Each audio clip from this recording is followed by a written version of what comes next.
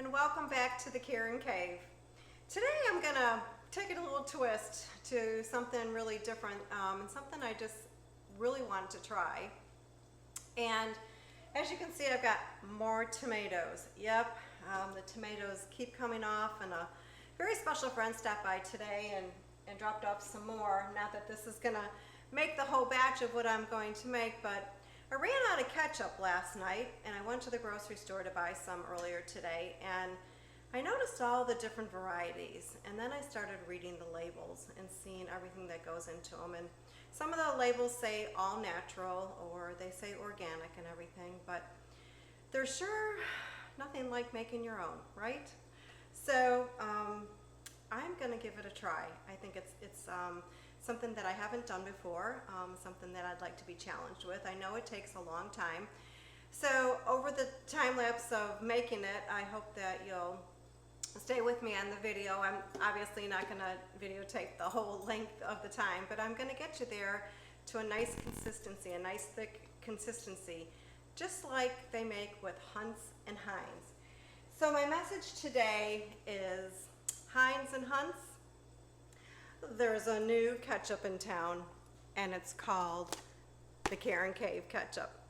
So I'm excited to try this recipe. I hope that you'll enjoy it and you'll give it a try. Again, it's something that it's kind of like my chili recipe that's coming up. You have to cook it down, and sometimes those methods of cooking down nice and slow, they take anywhere from 10 to 12 hours. So, but the outcome is beautiful. So let's go make some ketchup together and see how it turns out. Why not? Tomato, however you want to say it, I've got a lot of them. And where am I going with these? I'm going right here in the KarenKave to make some ketchup. There's an amazing recipe, very simple. It is time consuming because you know what I'm going to have to do with all these babies. Gonna have to skin them. So that means scoring them, putting them in hot water, peeling them, getting all the skins off of them. But I can't wait to see how this ketchup comes out. I am a ketchup lover. I put it on everything. I put it on my French fries, put it on my hot dogs, I put it on my eggs, I put it on my meatloaf, and the list goes on. But anyhow, I hope you'll join me for this recipe. It's exciting. The USDA Home Guide, yes, my favorite book right here, has all these amazing ketchup recipes in here. So I'm going with the basic one. I'm not going with the country western one, and I'm not going with the blender one. I'm just doing regular tomato ketchup. So let's go.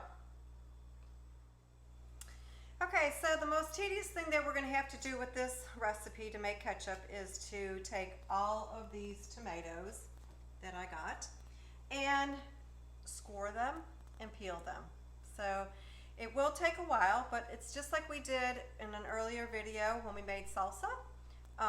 You just basically want to go from the middle of the tomato where the stem was all the way up to the top, and you just want to make like what I call the crossroads. You come all the way down and go back around, and then start back up here and go right through and come back down. And then you're going to want to put these in some hot boiling water that I've got on the old chamber stove going here for about 20 seconds. Maybe you'll start to see the peels come off, and then peel them all off, chop them up, and we're going to put them in this big kettle.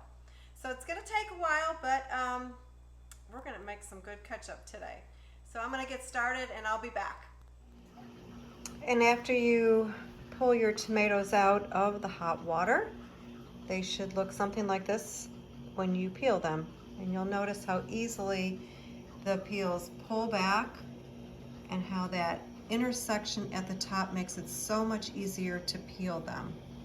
You can see how they've all split and done really well. So just take your time. It's a long process, but if you do that little intersection at the top, I think you'll find it to be a little bit easier for you. So keep peeling.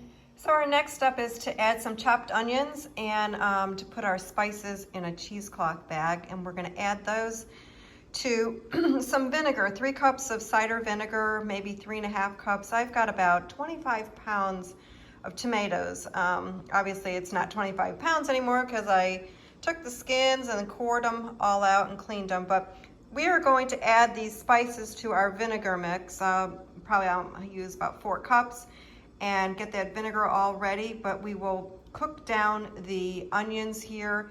And I did add 1 smidgen of paprika. From my Hungarian background, my grandma, that paprika always added just a little bit extra. Well, we finally reached the end of the box and we've gotten all of our tomatoes skinned and chopped up and put into this huge kettle. So what we're going to do is bring these to a boil, and we're going to add our onions and our red pepper and let that cook for about 20 minutes.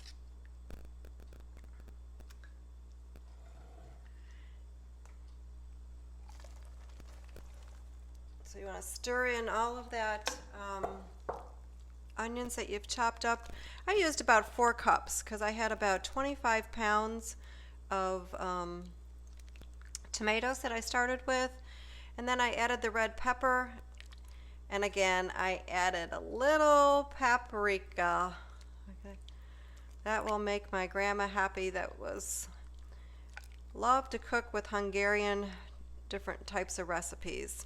And I'm finding out more and more that all of her recipes come way back from probably when she was a child. So I will cook some of those and teach you about those later down the road. But I did add a little paprika to give it a little zip. So we're going to cook this for about 20 minutes and then we will come back, and in the meantime I'm going to add my cheesecloth filled with all of these spices to some vinegar and make a brine that we will soon be adding to this wonderful mixture. Okay, I've added my cheesecloth to 3.5 cups of vinegar. I added a little bit more vinegar because I had a little bit more tomatoes than the recipe called for. So we've got your spice bag full of cinnamon sticks, whole cloves, whole allspice, and it is going to start smelling really good. This you want to boil for about 30 minutes, and then we will add that to our tomatoes that are cooking over here with the onions and the paprika and the red pepper.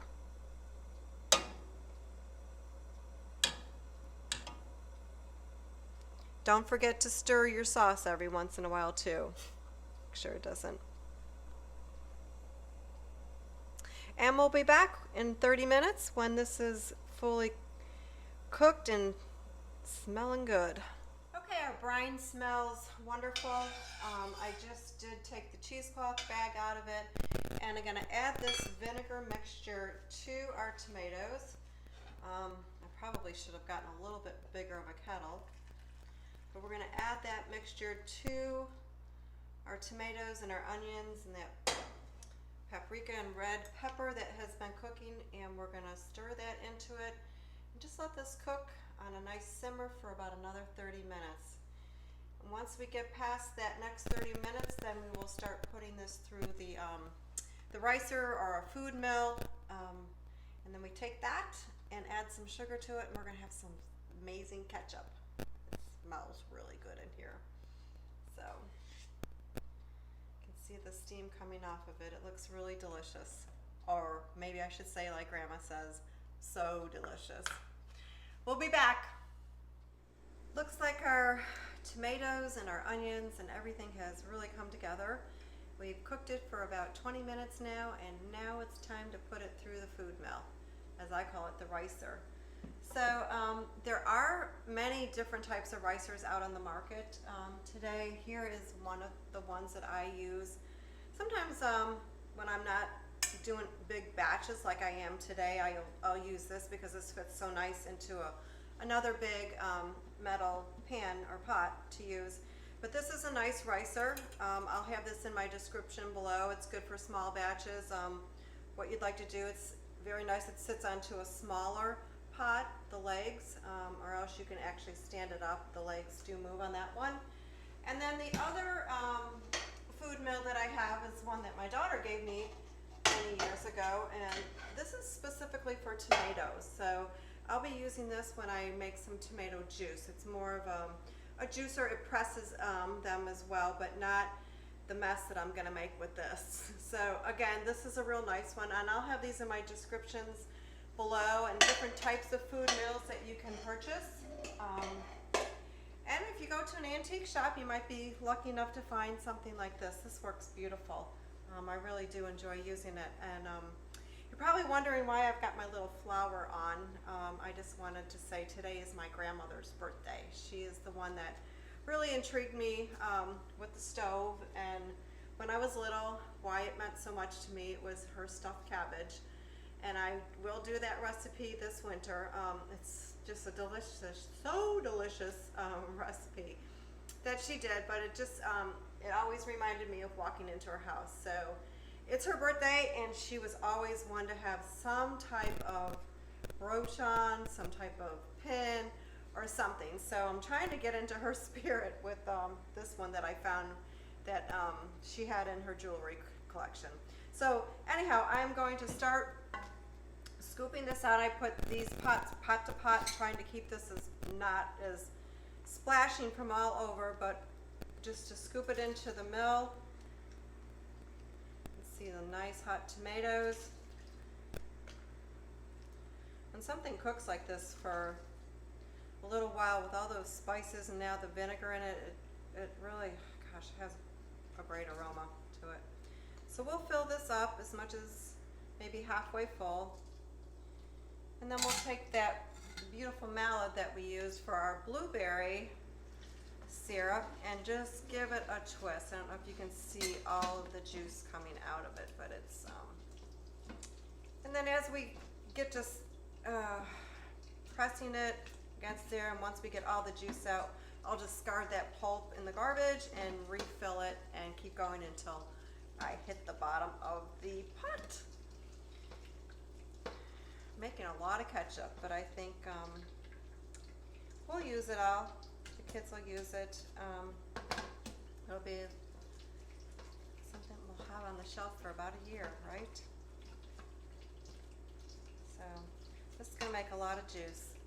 This will probably take me some time, and I'll keep going at it, adding a little bit of time, but you can see how the pulp comes out along that, and it just kind of peels off when you do that. So I can just lift that out and put it into the garbage can, and then we can just start over again. Add another batch, and then we'll just keep doing this until we get to the bottom of it. And then what we're going to do is add, not a whole lot, but for this amount, we'll probably be adding about 2.5 to 3 cups of sugar to it, and then we'll cook that and cook it down till it gets nice and thick. So that again will take some time. When you cook it down, you get all the juice out of it and get its nice thickness to it, then we'll can up our ketchup. So I will continue doing this, and I'll bring you back when I've got it ready to add my sugar to it, and then we'll cook that down, which will take some time, and then we'll start canning it up. So in the meantime, I hope you have time to go out and maybe to your farmer's market and look at some tomatoes. Again, these tomatoes were not like the perfect tomatoes. These were a mix of different types of tomatoes. There was beefsteaks in there. There was all types of them. And what this farmer had out at our farmer's market is he had a table of them, and he had the ones that he wanted to put up front, the ones that had no blemishes on them, no scratches on them, and then he had a huge pile of them off to the side, and you took a box and you filled it up, and that box was $15. So this to me was a good deal, and it's a lot of fun for me. So we'll be back.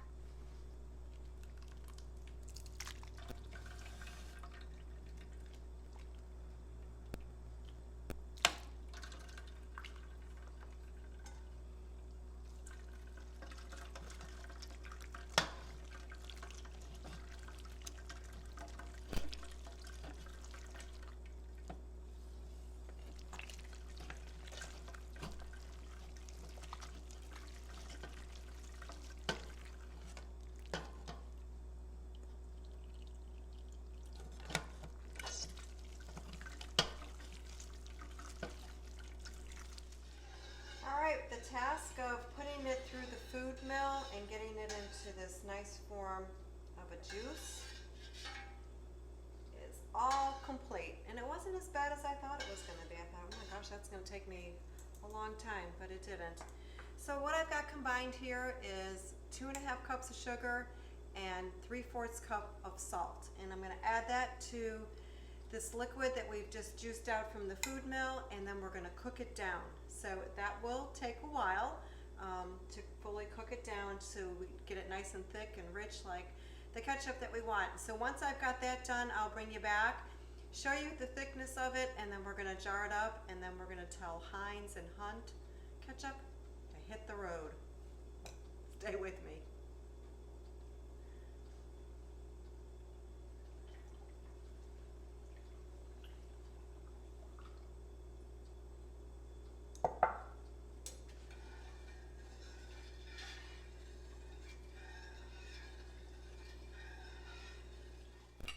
Okay, we're back. And we're back after a long 8 hours. Last time I talked to you, we were getting ready to cook all this ketchup down, all the tomatoes and all the sauce. And if you remember, it was quite high in this pan, and we're down to about like right here, almost a little more than half that we've cooked down. But as you can see, the ketchup is gotten to the consistency that I would really like it. So it stands up on the spoon, and it's nice and thick. And now we're going to put it into some jars, and so we can put it on our shelves and have it all winter long. So stand by and let's see how many little pint jars that we can get out of this batch. It was a long day, but it's been worth it. So there's nothing more rewarding than after a long day of canning, which ketchup does take. It took 8 hours today just to bring down all of the liquid, cooking away all the liquid to get your ketchup to a nice thick texture so it would stand up on your spoon. And then to can it all up and to take this last jar out of the hot boil bath and put it aside. As you can hear, some of them are already popping and sealing. That's what the fun of canning is all about. The messy apron that needs to go into the wash, me being tired, you being tired, and the success of something very rewarding that we can enjoy all winter long. I hope you've enjoyed this session of making some ketchup, and that you'll give it a thumbs up and subscribe to my page if you haven't already, and keep coming back. Now that we've made our relish and now we've got our ketchup, we can do a good Chicago hot dog. Take care, and I'll see you next time.